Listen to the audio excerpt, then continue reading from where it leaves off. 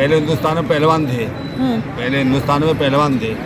भाई गरीबों के काम तो थोड़ा रोजगार खत्म कर रहे हैं गरीबों का। अच्छा, ये बताया जाता है कि कोई भी चीज कब डूबती है और कब तैरती है। तो पहली बात करेंगे, क्या ये मेथड गलत है?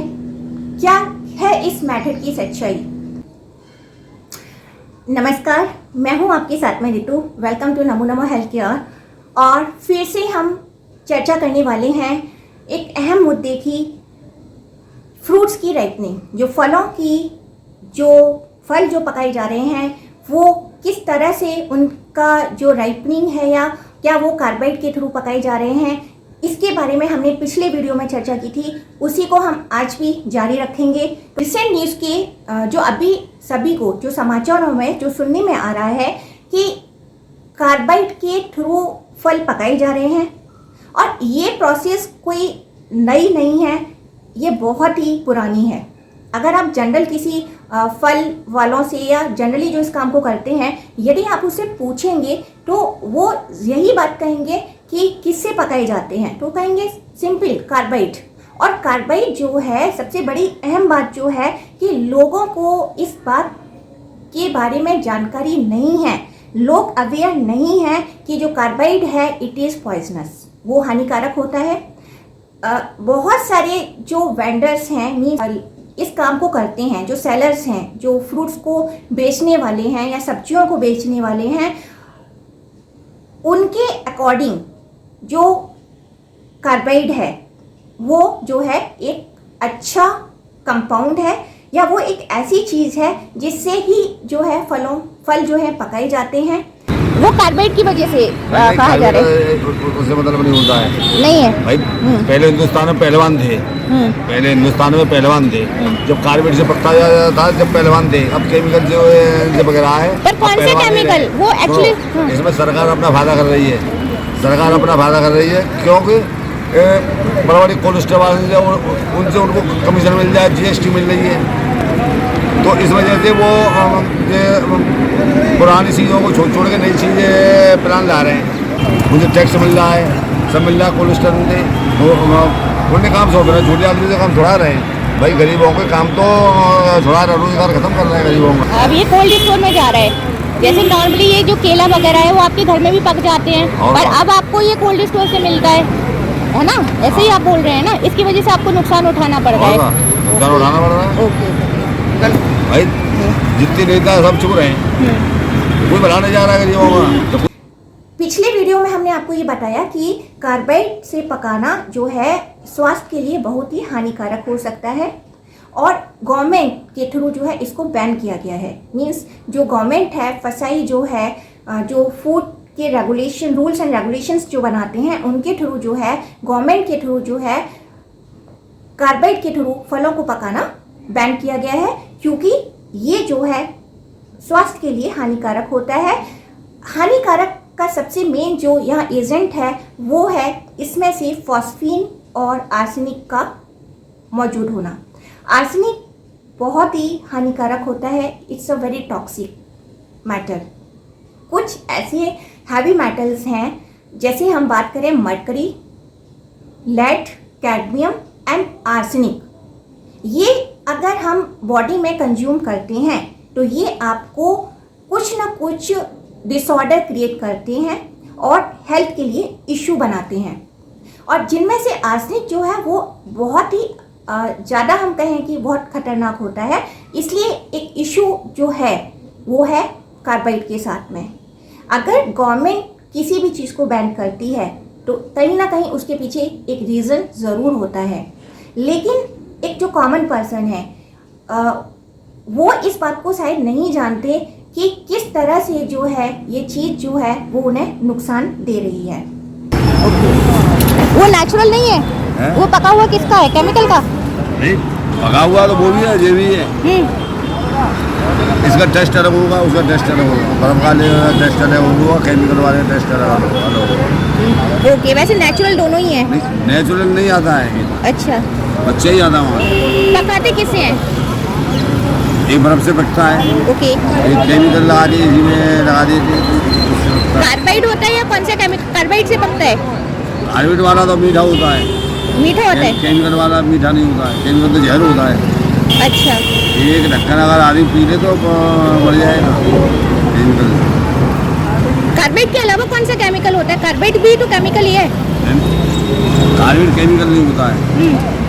कार्बाइड जो होती है, जैसे जो वेल्डिंग वालों को पास मिलती है, वेल्डिंग वगैरह रख के उससे गैस बनती है, उसे खाली गैस से पकता है।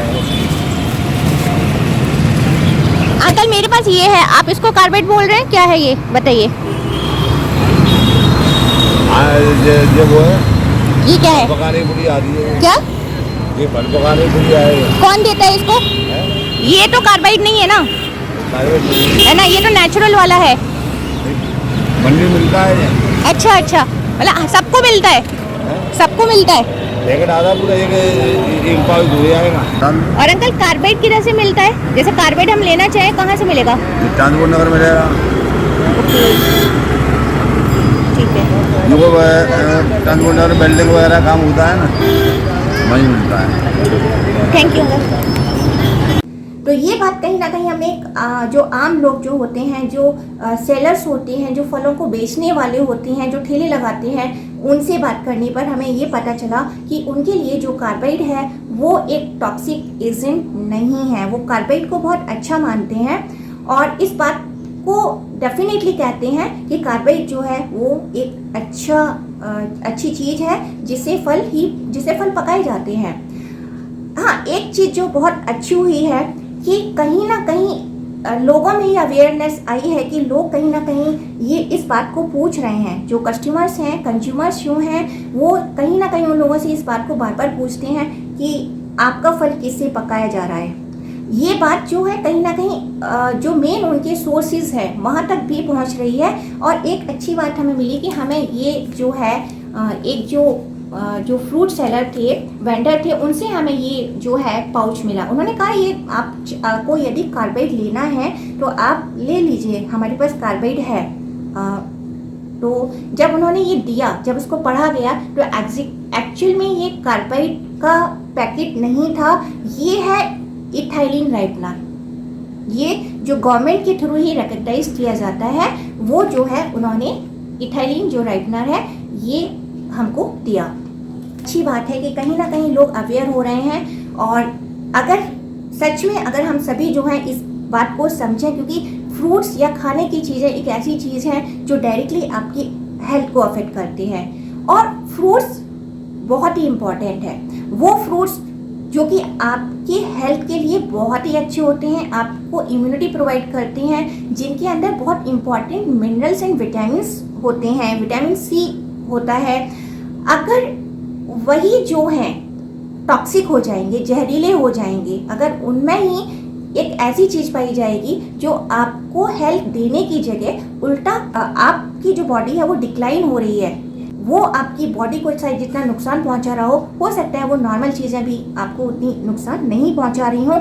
इसलिए इस केस में मीन्स ऐसे मामलों में कहीं ना कहीं पब्लिक का अवेयर होना बहुत ज़रूरी है, सभी का अवेयर होना बहुत ज़रूरी है। कहीं ना कहीं इवन जो हम देखेंगे कि जो इस काम को करते हैं, सब्जी वाले जो है या फल वाले हैं, उन्हें इस बात के बारे में मालूम होना चाहिए कि एक्चुअल में जो चीज़ वो दे रहे हैं अपने कस्टमर्स को, आखिरकार उसका सोर्स क्या है, किस तरह से वहाँ पर काम हो रहा है। कहीं ना कहीं ऐसा कुछ गवर्नमेंट को भी करना चाहिए कि जिसको वो चीज़ सप्लाई की जा रही है उनको भी पूरा की पूरा फैक्ट जो है पता होना चाहिए। क्योंकि अगर एक नॉर्मल पर्सन इस बात को पता करता है तो इट्स नॉट वेरी इजी, इतना आसान नहीं होता कि आप इस बात को जान पाएँ कि ये जो फल पकाए जा रहे हैं वो किसके थ्रू हो रहे हैं, क्योंकि बेचने वाले बिल्कुल भी अननोन है। यदि जो केमिकली जो चीज़ पकाई जाती हैं उन पर आपने देखा होगा कि वो एज इट इज़ रखी रहती हैं, उनकी लेयर आप देखेंगे उसमें कुछ ना कुछ ग्रीन पैचेस भी होते हैं। अगर आप केले को देखेंगे कि केला जो है बहुत बार जो हरा केला होता है उस पर आपको ऊपर से येलोइश दिखता है, वो चीज़ जो आपको दिखती है कि इसको कच्चा ही तोड़ा गया है और कहीं ना कहीं उसको जो उसकी राइटनिंग आर्टिफिशियली हुई है। ऐसे ही यदि हम आम को भी देखें तो आम भी जो है वो हमें अलग अलग तरीके के मिलते हैं, जिसे हम देखकर अगर उसमें किस तरीके से उसमें कुछ जो नेचुरली वाला जो इफेक्ट है वो इसमें है, या फिर उसमें हमें ऐसा लगता है कि बिल्कुल एक जो उनका कलर है वो बहुत क्रीमीस है, हल्का है, जैसा आम का होता है वैसा नहीं है, डार्क येलोइश नहीं है उसमें, तो कहीं ना कहीं वो हम कह सकते हैं, देखने से पता कर सकते हैं कि वो जो है किस तरह के हैं। मतलब एक पॉसिबिलिटी हो सकती है, ऐसा हम सोच सकते हैं कि ये इस तरीके का हो सकता है। नेक्स्ट जो होता है उसका टेस्ट जो है, टेस्ट बहुत ज़्यादा मैटर करता है। अगर कोई भी चीज़ जो नेचुरली यदि पकी गई है उसका टेस्ट बहुत नेचुरल होता है। नेचुरल मीन्स आपने यदि असली आम खाया है, असली केला खाया है, तो आप देखेंगे वो बहुत ही ज़्यादा मीठा होता है, बहुत ही ज़्यादा। केले की बात करें, आम की बात करें, या जो भी फ्रूट्स हैं, अमरूद ले रहे हैं, बाकी कोई भी चीज़ ले रहे हैं, तो उसका जो नेचुरल टेस्ट है वो आपको मिलेगा। लेकिन यदि वो केमिकली पकाया गया है, इवन कार्बाइड के थ्रू पकाया गया है, तो कहीं ना कहीं उसका वो नेचुरल टेस्ट या उसका जो मीठापन जो ज़्यादा है वो नहीं होता है। ये चीज़ आप केले में देख सकते हैं, आम में भी देख सकते हैं। एक और चीज़ जो है इसके साथ में कि एक कच्ची चीज़ को तोड़ के जो से आर्टिफिशियली पकाया गया है, कहीं ना कहीं उसका जो कंटेंट है, मीन्स जो उसका अंदर का जो इनटेक है वो कम रहता है। मीन्स आम यदि जो पिछली बार के जो आम हैं जो ऊपर सरफेस पे आ रहे थे, जब उन्हें काटा गया तो ये बात भी उसमें देखी गई कि उसमें बहुत कम जूस निकला। उसकी जो अंदर की जो गुठली होती है वो काफ़ी बड़ी साइज की थी, आम में मीठापन नहीं था, ये बिल्कुल फैक्ट है। तो ये कहीं ना कहीं बिल्कुल डायरेक्टली शो करते हैं कि वो कार्बाइड के थ्रू राइपनिंग उसमें 60-70% पॉसिबिलिटी है, बाकी का जो परसेंट है वो आप लैब टेस्ट के थ्रू ही कंफर्म 100% कर सकते हैं। तो ये जो उसका टेस्ट है वो बहुत मैटर करता है, उसमें कितना पल्प जो निकला है। अगर आप केला भी देखेंगे तो एक देखते हैं आपको उसका छिलका बहुत ज़्यादा मोटा होता है, लेकिन अंदर का जो पल्प है वो बहुत कम होता है। आम या बाकी भी फ्रूट्स लेंगे तो आप देखेंगे कि ऊपर का जो लेयर है, क्योंकि पकाने में कहीं ना कहीं ऊपर की लेयर का यूज़ हो रहा है, तो वो काफ़ी मोटी हो जाती है। उसमें आपको ग्रीन या येलोइश पैचेस टाइप के मिलते हैं, जगह जगह कुछ अलग अलग टाइप का मिलता है जो कि आपके नेचुरल उसमें नहीं होता है। तो ये एक डिफरेंसेस हैं जो हम डायरेक्टली देखकर टेस्ट कर पहचान सकते हैं। कलर में बहुत डिफरेंस होता है, आप केले में देख सकते हैं बहुत डार्क येलो कलर होते हैं, उसमें बीच बीच में कुछ इस टिंग्स होती हैं ब्राउन कलर की, और वहीं आप देखें तो बाकी जो फ्रूट्स होते हैं वो बिल्कुल क्रीमीस लेयर के होते हैं, बहुत ही लेमन कलर उनमें पाया जाता है, और कोई भी आपको उसमें टिंग नहीं मिलता है, ब्राउन टिंग नहीं मिलता है। लेकिन एक और बात है कि जब इस तरीके के फ्रूट्स खराब होते हैं, एक टाइम लेते हैं फ्रूट्स खराब होने में, लेकिन उनके पास एक बहुत ही मोटा सा spot means black spot type भी बहुत जल्दी से बनते हैं, जिसे हम कह सकते हैं लाइक जैसे आप ये देख रहे हैं, इस टाइप की चीज़ें जो हैं आप देख सकते हैं कि ये जो है, हालांकि देखिए आप ये जो टमाटर देख रहे हैं वो टमाटर का जो लेयर है ऑलरेडी काफ़ी मोटा है, वरना टमाटर जो नेचुरली जो होते हैं, आप देसी टमाटर देखते हैं बहुत सिंपल, आप उन्हें इस तरीके से भी दबाएंगे तो उनका जो अंदर का पल्प है वो बाहर आ जाएगा, लेकिन इसमें ऐसा कुछ भी नहीं है। और जब ये खराब होते हैं तो देखिए इनकी जो हालत है इस तरह से ये बदल जाते हैं। तो कहीं ना कहीं हम ये कह सकते हैं कि ये जो है ना कहीं केमिकली जो है इनको पकाया जा रहा है, एटलीस्ट ये नेचुरल तो नहीं है। अब आते हैं हम लोग इस टेस्ट के बारे में कि जो हमने डिप किया, मीन्स जो भी चीज़ हम डिप कर रहे हैं वो जो है सरफेस पे आ रही है। लाइक ये आम जो आप देख रहे हैं दोनों अलग अलग साइज के हैं। अगर हम इन्हें, आप देखिए पिछले वीडियो से कहीं ना कहीं हमने इस बात में बहुत लोगों ने लॉजिक लगाया, और इस बात को हम देखेंगे कि क्या कोई और भी रीज़न हो सकता है, तो यस वही उसी रीज़न के बारे में आज हम बात करेंगे। तो ये हम देखते हैं कि ये इस तरीके का जब हम आम डिप करते हैं तो ये आप देख रहे हो सरफेस पर ही आ रहा है, पूरी तरीके से जो है सरफेस पर आ रहा है। एक बात जो नोट करने वाली है इसमें कि आम जो भी हम ले रहे हैं उसका वेट, इसका वेट काफ़ी है, अच्छा हैवी है इसका वेट। इससे थोड़ा सा कम है इसका वेट, स्टिल ये भी ऊपर ही आएगा। ऐसा होने की वजह से कहीं ना कहीं ये जज कर पाना थोड़ा सा मुश्किल है कि आखिरकार ये टेस्ट जो है वो कितना जायज है, कितना सच है, कितनी सच्चाई है इस टेस्ट में। अगर हम देखिए ये आम भी लें, हर जितने भी हम आम लेंगे वो कहीं ना कहीं फेस पर आएंगे। तो अब या तो हमारे पास कोई ऐसा आम होना चाहिए जो कि नीचे बॉटम तक जाए, तब हम कहीं ना कहीं इस बात को कह सकते हैं कि हाँ ये जो टेस्ट है वो ये क्लियर करता है कि कौन सा आम जो है आर्टिफिशियली राइपन हुआ है, पका है, या फिर कौन सा नेचुरल है। तो अगर सभी जो है ऊपर आ रहे हैं तो कहीं ना कहीं हमें क्लियरिटी नहीं हो पा रही है इस टेस्ट से। लेकिन देखिए हमने एक आम जो है, जहाँ तक है कुछ और आम देखते हैं। ये आम आप देख रहे हैं, काफ़ी आपको देख रहा होगा, आम का साइज ऑलमोस्ट हम कह सकते हैं सेम है। ये आम भी सेम है ऑलमोस्ट, इसकी कंडीशन और वेट ऑलमोस्ट सेम होगा।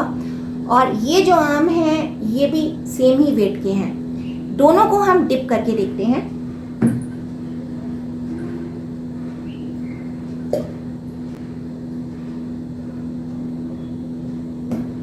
देखिए ये जो है बॉटम तक गया है,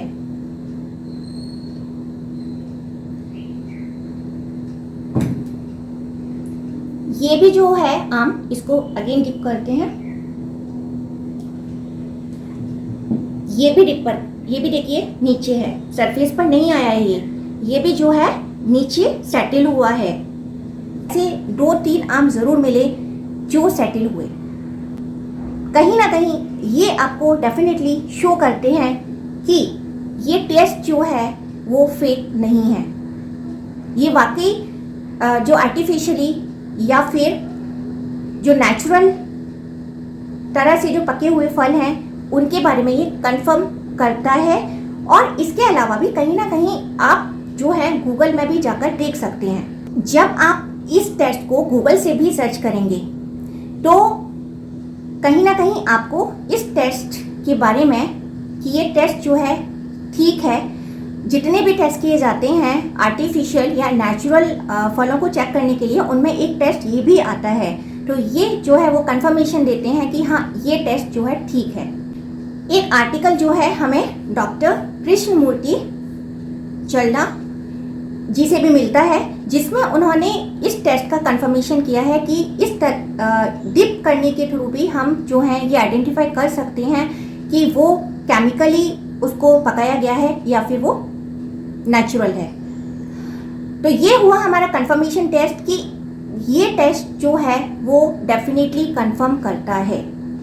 इसके पीछे एक और रीज़न है। अगर हम इसे लॉजिकली भी सोचें, हम इसमें एक फिजिक्स का कॉन्सेप्ट जो है वो बाद में बात करेंगे, लेकिन पहले हम एक और चीज़ जो लॉजिकली बात करेंगे कि कैसे पॉसिबल हो सकता है ये। जो कार्बाइड है, एक्चुअली कार्बाइड जो है वो बहुत ज़्यादा हीट प्रोड्यूस करता है। और जब आप कार्बाइड के थ्रू राइपनिंग करते हैं तो कहीं ना कहीं जो इमैच्योर फ्रूट्स जो होते हैं, जो कच्चे जो फ्रूट्स होते हैं, जो उनका जो पल्प है वो कहीं ना कहीं एकदम से जो वो बड़ा फॉर्म बिग साइज में आता है, उसके वजह से हम देखते हैं कि जो बिग साइज के जो इस तरीके के जो फ्रूट्स भी होते हैं वो साइज में तो बड़े हो जाते हैं, लेकिन आप देखेंगे कि उसके अंदर का जो गुठली वाला जो पार्ट है, बीज जो है वो बड़ा हो जाता है। उसका जो पल्प है, क्योंकि पल्प आपने कच्चे को ही तोड़ा इसलिए उसमें पल्प ज़्यादा नहीं निकलता है। एक बहुत रीज़न है, लॉजिकल रीज़न है, क्योंकि आप किसी भी चीज़ को यदि हीट करते हैं तो कहीं ना कहीं उसकी ग्रोथ तो होती है, पर वो ग्रोथ जो नेचुरली होनी चाहिए नेचर के थ्रू जो उसमें पल्प ऑटो बनता, नेचुरली जो पल्प बनता, उसमें बहुत ज़्यादा जो जूस आना था वो प्रोसेस नहीं हो पाती है कहीं ना कहीं आर्टिफिशियली पकाए हुए फलों में। तो ये एक रीज़न है। उसके अलावा हम बात करते हैं बाकी का कि जब हम चीकू को यदि हम डालते हैं, ये है चीकू, ऑलमोस्ट साइज ठीक है, लेकिन अभी भी इससे थोड़ा और बड़ा होगा। तो जब हम इसे डालेंगे तो ये डिप हो जाएगा। इसके अलावा बाकी चीज़ें भी डिप होंगी, लाइक ये आलू है। अगर हम वेट की बात करें तो इसका वेट और कुछ आम का जो वेट है वो ऑलमोस्ट सेम हो सकता है। अगर हम ये बात करें कि वेट की बात करें तो इस आलू का वेट कहीं हल्का है कंपेरेटिवली इस आम की। आम का वेट ज़्यादा है, पर फिर भी ये जो है ऊपर की साइड में आया और ये जो है वो डिप हो जाएगा। क्योंकि जब हमारा कॉन्सेप्ट क्लियर हो जाता है तो आप उसे पहले से ही जज कर सकते हैं कि क्या चीज़ है जो वहाँ पॉसिबिलिटी बनती है। अब हम बात करेंगे यहाँ पर, जब ऐसा हो रहा है तो काफ़ी लोगों ने कहीं ना कहीं इस चीज़ को जज भी किया होगा। यहाँ आपका कॉन्सेप्ट लगता है कि हमें ये सोचना चाहिए कि आखिरकार जो डूबने और तैरने का क्या सिद्धांत है, आखिर किस प्रिंसिपल के बेस पर जो है कोई भी चीज़ जो है वो डूबती है या तैरती है।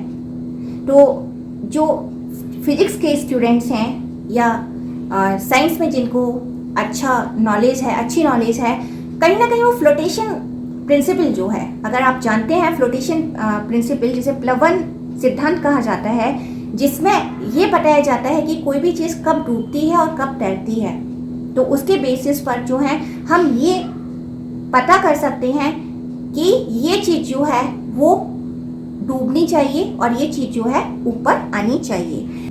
ये कॉन्सेप्ट और हम कहें कि आर्टिफिशियली और जो नेचुरल वाला है, आपस में हम उसे मिला भी सकते हैं। दोनों ही लॉजिकल है, दोनों में ही लॉजिक्स हैं, पर थोड़ा लॉजिक्स जो है वो डिफरेंट है।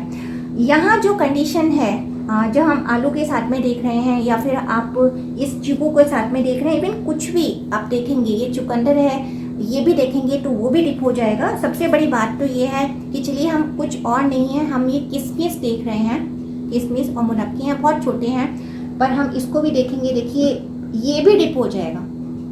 जो किशमिश और मुनक्की हैं, देखिए ये जो हैं वो डिप हो गए। इन सब पर जो काम करता है that is the concept of flotation.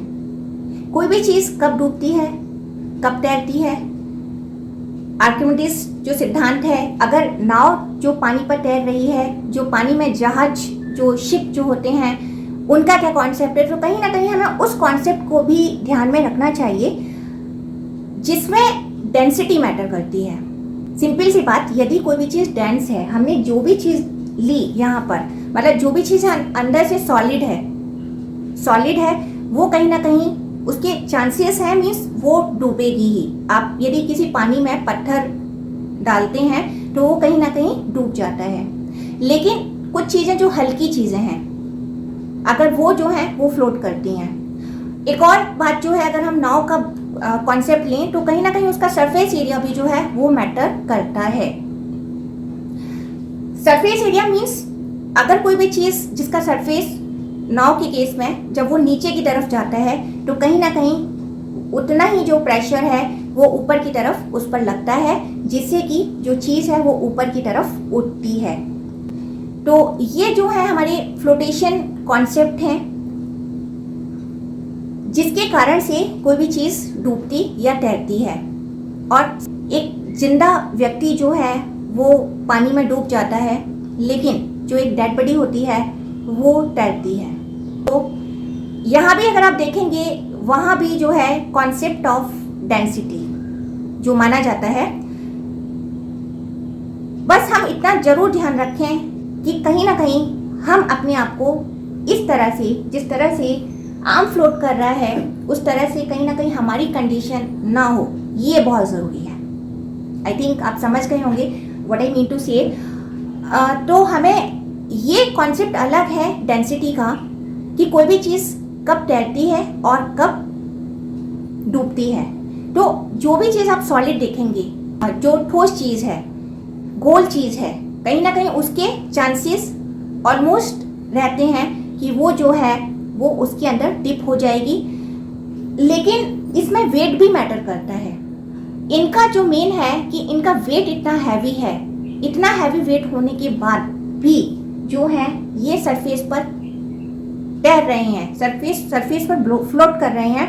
Actually ये जो है सबसे ज़्यादा जो है ऑब्जेक्शन का पॉइंट है। और जब आप इस तरीके का आम देखते हैं तो आप ये देखते हैं कि ये टूट जाता है। Density actually matters. तो हम इसको इस तरह से भी कह सकते हैं कि जो कार्बाइड राइटनिंग होती है तो कहीं ना कहीं वो फलों को लेस डेंस बना देती है, उनका जो घनत्व है वो जो है वो कम हो जाता है। और डेंसिटी कम होने की वजह से कहीं ना कहीं उनका पल्प वाला जो पार्ट है वो कम जूसी होते हैं, पल्प उनमें कम होता है। तो ये चीज़ जो है हमें मिलती है आर्टिफिशियल राइटनिंग के थ्रू। लेकिन फाइनली जो हम इस टेस्ट की बात कर रहे हैं, ये टेस्ट आपको जज करता है। और इसके अलावा भी यदि आप इतना 60 या 70% श्योर हैं तो उसके बाद जो है आप जो है किसी गवर्नमेंट लैब टेस्ट करा सकते हैं, जो फूड आइटम्स का जहाँ टेस्ट होता हो कि कहीं क्या वो कार्बाइड के थ्रू राइट हुआ है या वो किस तरह से हुआ है। तो आई थिंक दैट्स ऑल। मुझे लगता है कि आपको बहुत कुछ जानने को मिला होगा। एंड आई थिंक ये बहुत ज़रूरी है कि हम सभी जो हैं अवेयर हों कि आप जो चीज़ें खा रहे हैं, कम खाना ठीक है पर वो चीज़ जो है हेल्दी होनी चाहिए।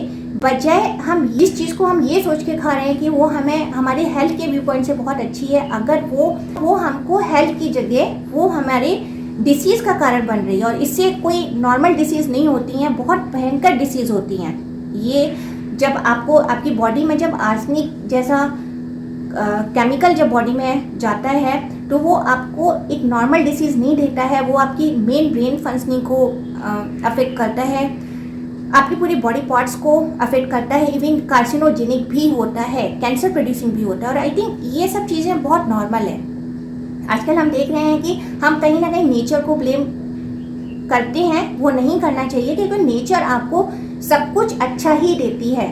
अगर कुछ चीज़ है जो कमी है वो कहीं ना कहीं हमारे ही पार्ट से हो रही है, बिजनेस का फैक्टर है उसके पीछे, क्योंकि कहीं ना कहीं बिजनेस के कारण ही ये जो फलों को जो जल्दी पकाने की जो प्रोसेस है वो हम करते हैं और जो मार्केट तक पहुंचती है और जो कंज्यूमर तक पहुंचती है। तो यहीं पर हम समाप्त करते हैं। Stay healthy, stay safe. नमस्कार।